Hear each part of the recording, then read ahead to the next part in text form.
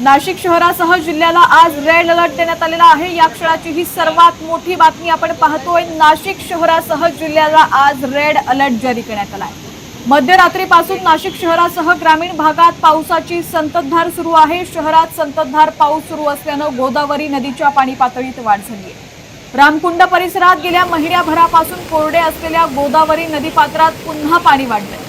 सिंहस्थ कुंभमेळ्याच्या अनुषंगाने रामकुंड परिसरात सुरू असलेल्या कामांमुळे गोदावरी नदीपात्र कोरडं होतं।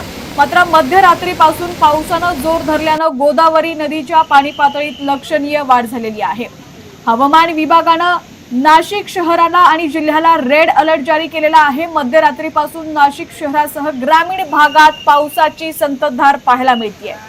त्यामुळे गरज असेल तरच बाहेर पडा। ढगफुटी सदृश पाऊस नाशिकमध्ये कोसळण्याची दाट शक्यता आहे। रामकुंड परिसरात गेल्या महिन्याभरापासून कोरडे असलेल्या गोदावरी नदीपात्रात पुन्हा पाणी वाढलेलं आहे।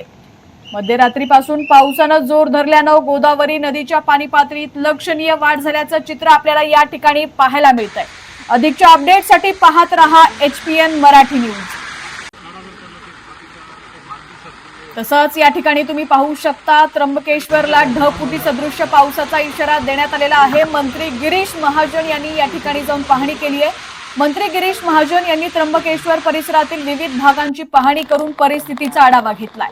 आज त्र्यंबकेश्वर व नाशिक परिसरात ढगफुटी सदृश मुसळधार पावसाचा इशारा देण्यात आलेला आहे।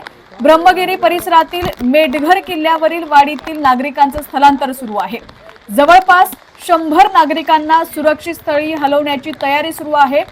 काल रात्रीपासून ते उद्या सकाळपर्यंत मुसळधार पावसाचा अंदाज वर्तवण्यात आला होता आणि या अनुषंगाने आपण पाहतोय की काल रात्रीपासून मुसळधार पावसाला सुरुवात होतीये। आपत्ती व्यवस्थापन यंत्रणा पूर्णपणे सज्ज असून सर्व ठिकाणी आवश्यक खबरदारी घेतली जात असल्याची माहिती गिरीश महाजन यांनी दिलेली आहे। या ठिकाणची दृश्य आपण पाहतोय नाशिकमधून। अधिकच्या अपडेटसाठी पाहत रहा HPN मराठी न्यूज।